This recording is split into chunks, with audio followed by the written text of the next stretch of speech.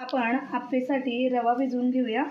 इथे तुम्ही बघू शकता मी रवा जो घेतलेला आहे 0 नंबरचा जो रवा असतो तो घेतलेला आहे। जर तुम्ही मोठा रवा घेतला तर तो मिक्सरमध्ये फिरवून घ्या आणि या पद्धतीने रवा थोडासा बारीक करून घ्यायचा, म्हणजे त्याचे आप्पे छान मऊ होतात। तर 1 वाटी इथे रवा मी घालून घेतलेला आहे। आणखी 1 वाटी रवा मी इथे घातलेला आहे आणि हा 3 वाटी रवा इथे मी घातलेला आहे। टोटल 3 वाटी रवा यामध्ये मी घालून घेतलेला आहे। आणि यामध्ये आता 1 वाटी दही मी घालून घेतलेला आहे। 3 वाटी रवा 2 वाटी दही यामध्ये मी घातलेला आहे। त्याचबरोबर त्याच दहीच्या वाटीमध्ये मी पाणी घालून 1 वाटी पाणी घालून घेते सुरुवातीला। या पद्धतीने 1 वाटी पाणी 2 वाटी दही आणि 3 वाटी आपण रवा घालून घेतलेला आहे। हे सगळं आता छान मिक्स करून घेऊया। रवा फुलण्यासाठी त्यामध्ये पाणी थोडंसं जास्त घालायचं। घातलेलं पाणी रवा छान ऑब्झर्व करतं। या पद्धतीने आपण मिक्स केल्यानंतर यामध्ये आणखी अर्धी वाटी मी पाणी घालून घेते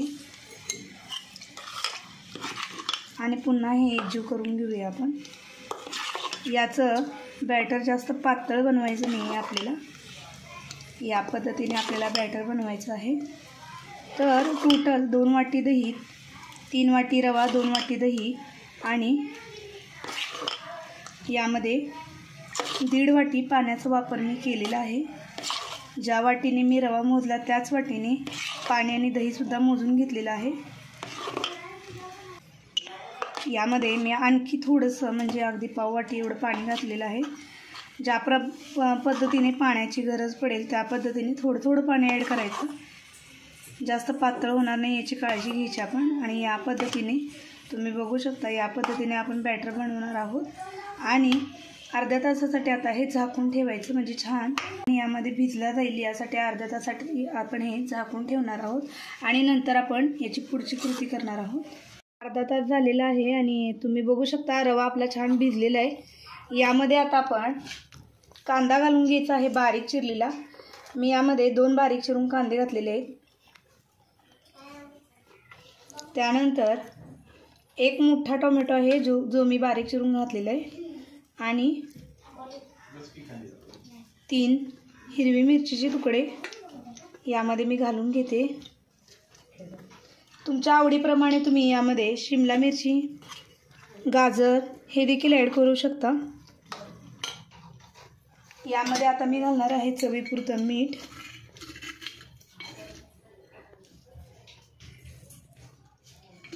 त्यानंतर मिक्स करून घ्यायचं। तुम्ही बघू शकता जास्त पातळ नाही किंवा जास्त घट्ट नाही, याची कन्सिस्टन्सी अगदी योग्य प्रमाण झालेलं आहे। याच पद्धतीने पीठ आपलं झालं पाहिजे। जास्त पातळ असलं तर ते आतून व्यवस्थित जाळीदार बनत नाही, त्यामुळे भिजवत असताना पाण्याचं प्रमाण हे योग्यच असलं पाहिजे। मिक्स करून घेतल्यानंतर आता पाव चमचा आपण यामध्ये खायचा सोडा घालून घेतलेला आहे।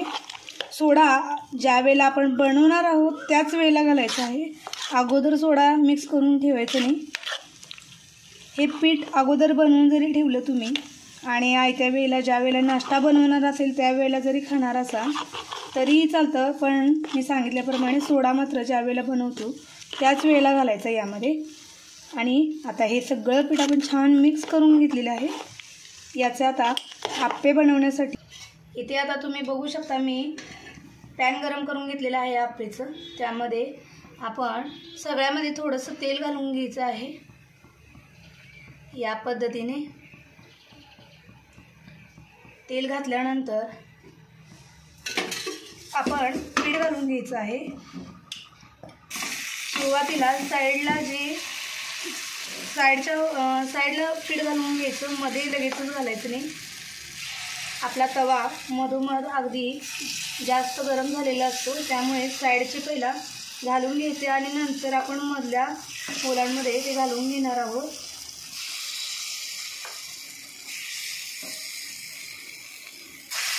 गॅसची फ्लेम मिडियमच ठेवायची, नाहीतर आतून वरून भाजतील आणि आतून कच्चे राहतील ते. आणि 2 मिनिटासाठी आपण यावरती झाकण ठेवून आता हे भाजून घेऊया. 2 मिनिटं झालेले आणि आता आपण आप्पे दुसऱ्या बाजूने भाजून घेऊया.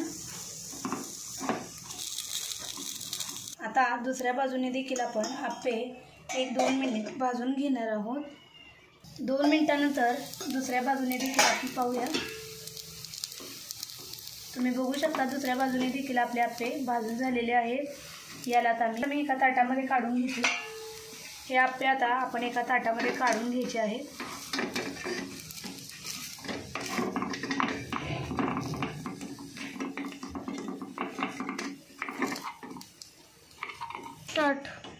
दुसरी बॅच देखील आपण याच पद्धतीने बनवून घ्यायची आहे. त्यासाठी मी पॅनमध्ये तेल घालून घेतलेलं आहे आणि आता ते बॅटर देखील घालून घेते.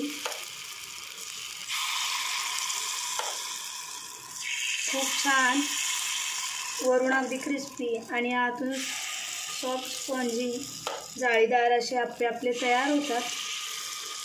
एकदम झटपट बनतात आणि खायला तर अप्रतिम लागतात. अगदी सकाळच्या घाई गडबडीच्या नाश्त्यासाठी देखील आपण हे आप्पे अगदी सहज आणि तितका चविष्ट असा नाश्ता आपण बनवू शकतो.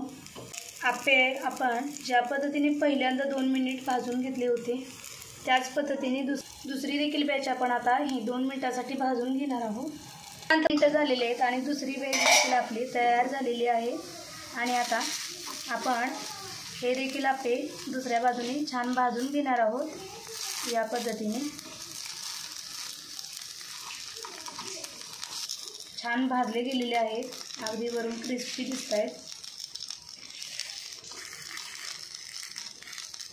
छान फुललेले देखील आहेत आपले आप्पे.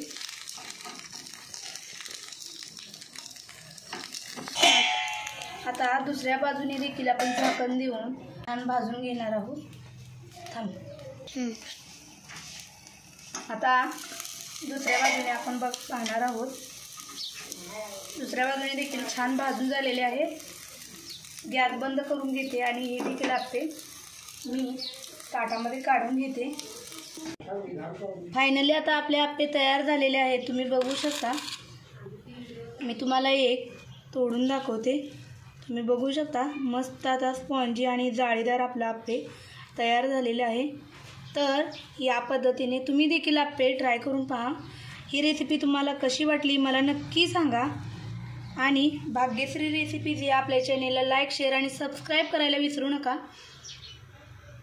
वेळात वेळ काढून आपली ही रेसिपी पाहिली त्याबद्दल तुम्हा सर्वांचे खूप खूप आभार. धन्यवाद. भेटूया पुन्हा अशा छानशा रेसिपीसोबत.